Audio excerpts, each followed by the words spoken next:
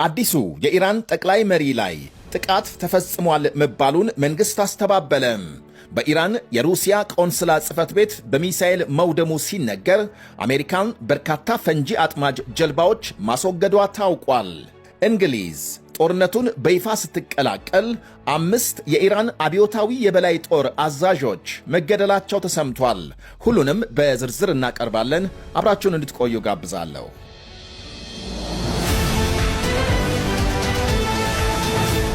የአሜሪካ ጦር 16 የኢራን ቦምብ የሚያጠምዱ ጀልባዎች ማውደሙን አስታወቀም። ጀልባዎቹ በነዳጅ መተላለፊያ በሆነው የሆርሙዝ ሰርጥ አጠገብ መውደማቸውን ጦሩ ገልጧል። ሌሎች 2 የጦር መለስተኛ መርከቦች መትቶ ማስጠሙንም አመልክቷል። የአሜሪካ እርምጃም ኢራን በሆርሙዝ ሰርጥ መርከቦች እንዳይተላለፉ ፈንጂ መቅበር መጀመሯን ማስታወቋን ተከትሎ የተወሰደ ነው ተብሏል።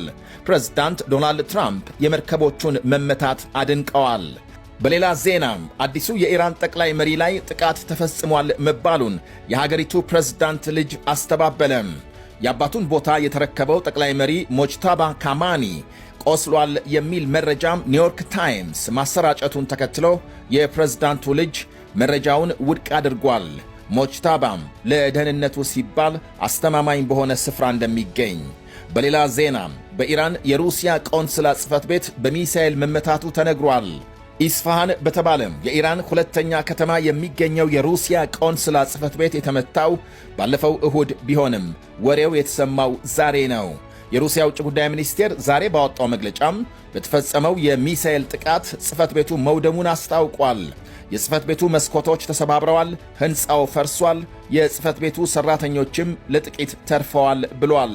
ጥቃቱን ዓለም አቀፍ ሕግ የሚጥስ የትንኮሳ ተግባር ነው ሲል አውግዟል። ኢራን ከሩሲያ ጋር ወዳጅ መሆኗ ሲታወቅ አዲሱ የኢራን ጠቅላይ መሪ ሲመረጡም ከማንም ቀድመው የደስታ መግለጫ የላኩት የሩሲያ ፕሬዝዳንት ቭላዲሚር ፑቲን መሆናቸው ይታወቃል። የኢራን መንግሥት ከእንግዲህ አደባባይ ለተቃውሞ ሰልፍ የሚወጡ ዜጎች እንደ ጠላት ተፈርጀው እንደሚመቱ አስታወቀም።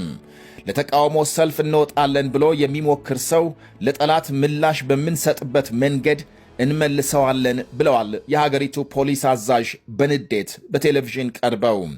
የፖሊስም ሆነ የጦር ኃይሎች በተጠንቀቅ እንደሚገኝና ያለምንም ማመንታት የትኛውንም የተቃውሞ እንቅስቃሴ በጥይት ይበተናል ሲሉ አስጠንቅቀዋል። የአሁኑ የፖሊስ አዛዡ ዛቻም የእስራኤል ጠቅላይ ሚኒስትር ቤንያሚን ኔታንያሁ የኢራን ሕዝብ አገዛዙን እንዲጋፈጥ ጥሪ ማቅረባቸውን ተከትሎ የተሰማ ነው። የኢራን መንግሥት ጠላቴ የሚላት እስራኤል ሕዝቡን ታነሳሳብኛለች ብሎ መፍራቱ በራሱ ምን ያህል ከአብዛኛው ሕዝብ በተለይ ከወጣቱ ጋር መቃቃር ላይ እንዳለ ያመለክታል ይላሉ።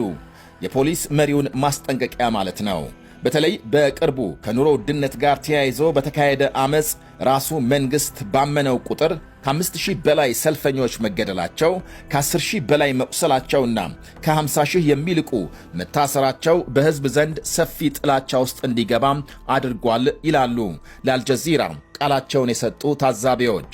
11ኛ ቀኑን በያዘው የኢራን ጦርነት 140 የሚጠጉ የአሜሪካ ወታደሮች መጎዳታቸው ተነግሯል። በሌላ በኩል የሀገሪቱ መከላከያ ሚኒስቴር ከተገደሉ 7 የአሜሪካ ወታደሮች ሌላ 140 ገደማ ጉዳት እንዳጋጠማቸው ጠቅሷል። ጉዳቱ መጠነኛ መሆኑንና 100 ገደማ ታክመው ወደ ሥራ እንደተመለሱ ገልጧል። ይህ በእንዲህ እንዳለ 5 የኢራን አብዮታዊ ዘብ የበላይ ጦር አዛዦች በሊባኖስ ቤይሩት በእስራኤል ጥቃት መገደላቸው ታውቋል። መኮንኖቹ የተገደሉት ሌሊቱን በቤይሩት በአንድ ሆቴል እስራኤል በፈጸመችው ድብደባ መሆኑን የሀገሪቱ ጦር አስታውቋል። ሄዝቦላህን በሥልጠናና በሌሎች ወታደራዊ እንቅስቃሴዎች ድጋፍ የሚሰጡ ናቸው ተብሏል። ከተገደሉት መካከል ማጂድ ሐሲኒ የሚባል በሊባኖስ የኢራን አብዮታዊ ዘብ ኃላፊና አልሬዛ የተባለ በሊባኖስ የኢራን አብዮታዊ ጦር የመረጃና ደህንነት ኃላፊ ይገኙበታል። የብሪታንያ ኃይሎች ለመጀመሪያ ጊዜ በኢራን ጦርነት መሳተፋቸው ተሰምቷል። የብሪታንያ ኃይል ከኢራን ወደ ጎረቤት ኢራቅ የተወነጨፈ የድሮን ጥቃት በማክሸፍ ጦርነቱን በይፋ ስለመቀላቀሉ ሮይተርስ ዘግቧል። የብሪታንያ ኤፍ-35 ተዋጊ ጀቶችና ሄሊኮፕተሮች የአካባቢውን ሰማይ ተቆጣጥረው እንደሚገኙ ተመሳሳይ ጥቃቶችን ለመከላከል በተጠንቀቅ መሆናቸውን የሀገሪቱ ጦር አስታውቋል። ሆኖም የእንግሊዝ ተሳትፎ በባሕረ ሰላጤው የሚገኙ ጥቅሞቿን መጠበቅ ላይ ያተኮረ ነው ብሏል። ብሪታንያም ለቀናት ስታመነታ ከቆየች በኋላ ስምሪት መጀመሯ የተነገረ ሲሆን አሜሪካም ራስን ለመከላከል እርምጃ ጦር ሰፈሮቿን መጠቀም እንደምትችል መፍቀዷም ይታወቃል። በሌላ ዜናም የቡድን 7 የበለጸጉ ሀገራት መሪዎች በዚሁ በመካከለኛው ምስራቅ ጉዳይ ለመነጋገር በቪዲዮ እንደሚገናኙ ተነግሯል።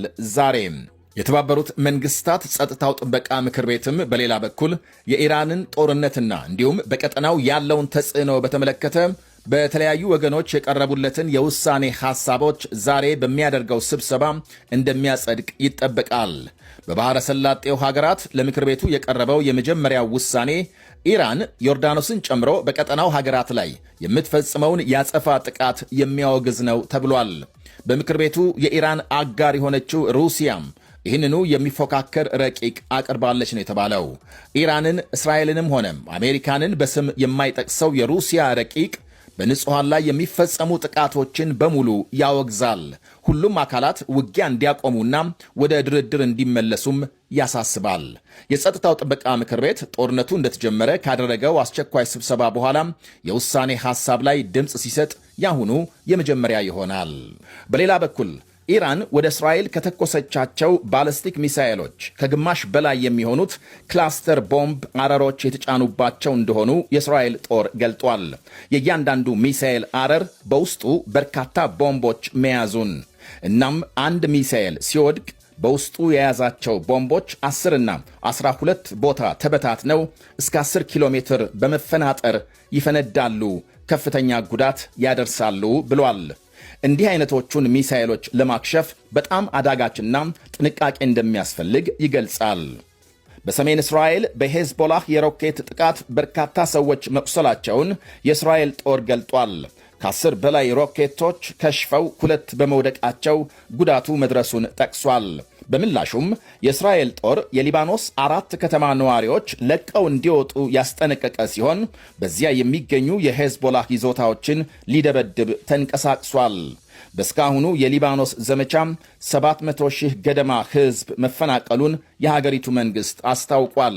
የሊባኖስ ፕሬዝዳንት ጆሴፍ ኡን ሄዝቦላህ ሀገሪቱን ለማክሰም እየሠራ ነው ሲሉ ከሰዋል።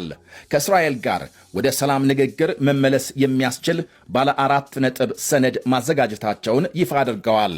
ከእስራኤል ጋር ሙሉ ተኩስ አቁም ማድረግና ሄዝቦላህን ትጥቅ ለማስፈታት ድጋፍ እንደሚፈልጉ ገልጸዋል። ፕሬዝዳንቱ በጉዳዩ ላይ ከአሜሪካና ከእስራኤል መሪዎች ጋር እንደሚነጋገሩ አክለዋል። ከዓመት በፊት በተደረሰ የሊባኖስ ተኩስ አቁም ስምምነት የሊባኖስ መንግሥት ሄዝቦላህን ትጥቅ ለማስፈታት ያደረገው ሙከራ ሳይሳካ ቀርቷል።